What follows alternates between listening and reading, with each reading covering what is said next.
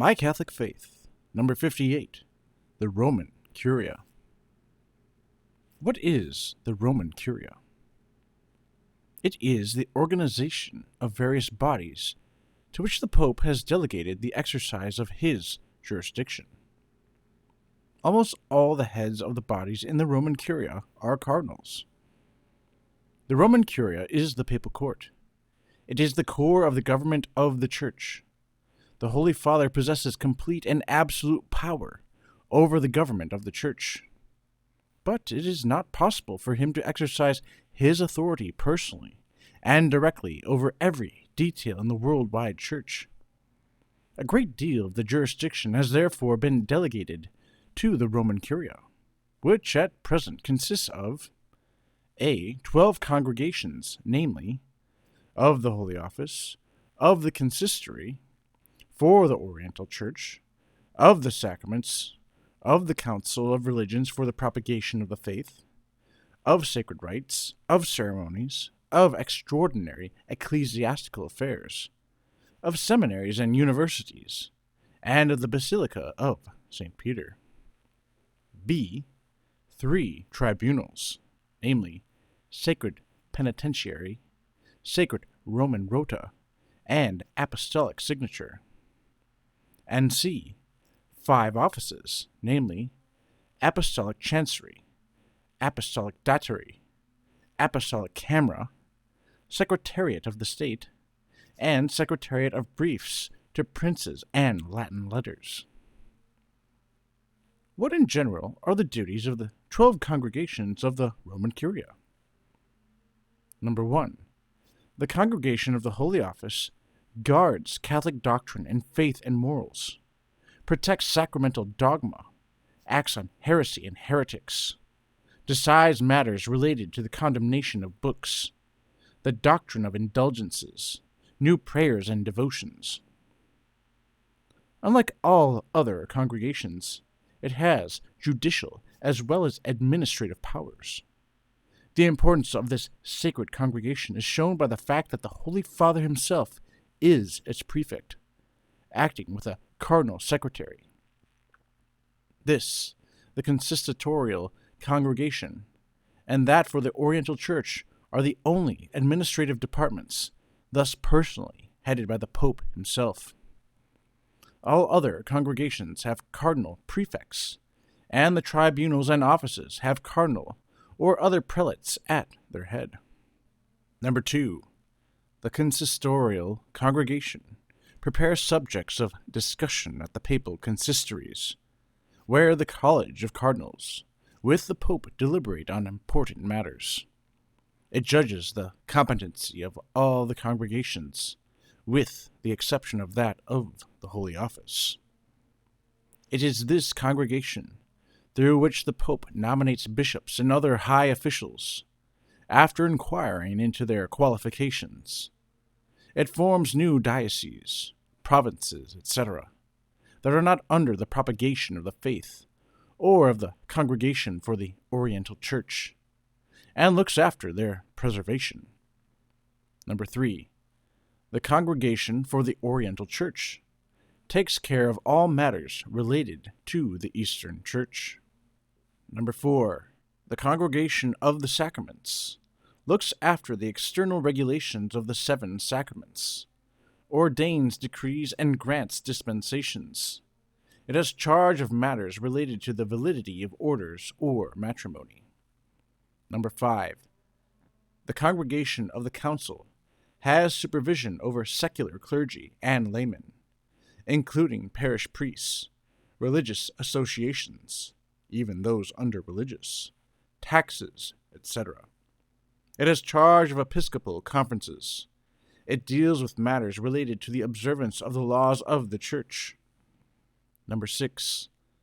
The Congregation of Religious has authority over matters related to all religious, including lay members of third orders. It takes up their government, discipline, and privileges, and supervises their property and studies. Number 7. The Congregation for the Propagation of the Faith has charge of all matters related to the missions, Missionary societies and seminaries are under its jurisdiction. Number 8. The Congregation of Sacred Rites acts upon matters pertaining to rites and ceremonies.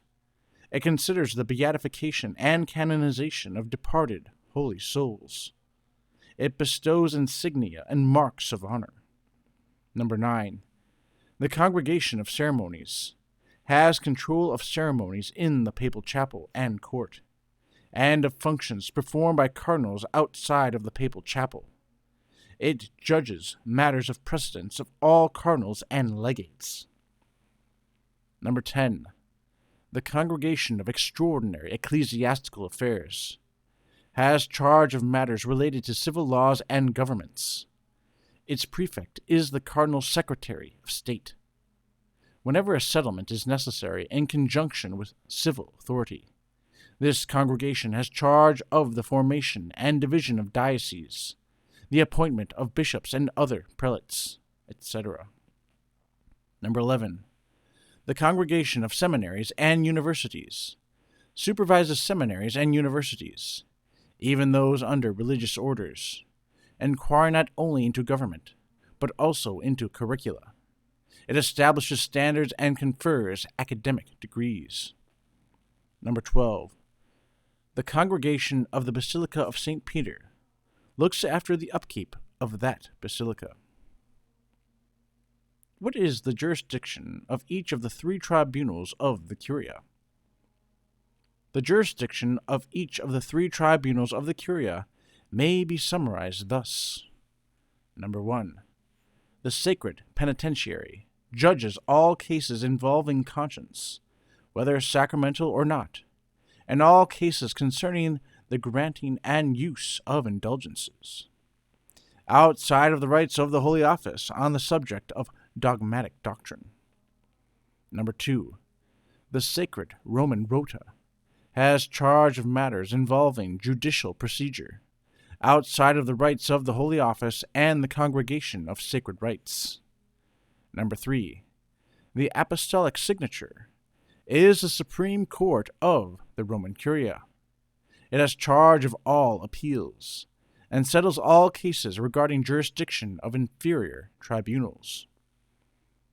Summarize briefly the duties of the 5 offices of the Roman Curia.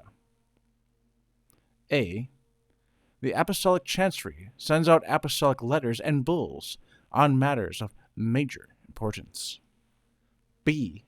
The Apostolic Datary takes care of the appointment of candidates to benefices and their due taxation. C. The Apostolic Camera has charge over all temporal goods and rights of the Holy See, especially when the see is vacant. It corresponds to the treasury of the Church. Its head, the Camerlengo, assumes the regency upon the death of a pope and makes arrangements for the election. D. The Secretariat of State prepares matters for the consideration of the Congregation of Extraordinary Ecclesiastical Affairs. The Cardinal Secretary of State may be said to be the Prime Minister of the Pope. E. The Secretariat of Briefs to Princes and Latin Letters transcribes into Latin all acts of the Pope that he endorses to it. The Papal Elections. When the Dean of the College of Cardinals publicly announces the death of a pope, all the cardinals throughout the world are convoked to a solemn conclave for the election of a new supreme pontiff. The conclave is held within 15 to 18 days after the death of the Holy Father. If not all the cardinals are present, the conclave is postponed until the 18th day. Then the cardinals, after celebrating Holy Mass, gather in the Sistine Chapel for the elections. And until they have made a choice, they remain in seclusion within a part of the Vatican reserved for them. Any male Catholic, of whatever country or race, even a layman, may be elected pope. Should a layman be chosen, he would have to be ordained a priest and consecrated a bishop before he may assume the duties of his office. To be validly the Supreme Pontiff, the elected one is required to accept the office. The Pope is elected for life. However, if he wishes, he may resign, and a new Pope would then be elected. The voting by the cardinals is done on specially printed ballots. A 2/3 majority plus 1 is required to elect. 2 ballots are taken every morning and evening until a selection is made. As long as no choice is made, the ballots are burned with damp straw. The heavy black smoke coming out from the chimney is a sign to the public usually assembled in the plaza outside that no decision has been reached. But when a candidate receives a 2/3 majority plus 1, then he is elected, and the ballots are burned without the damp straw. Light smoke issuing from the chimney notifies the eager public that they have a new Holy Father.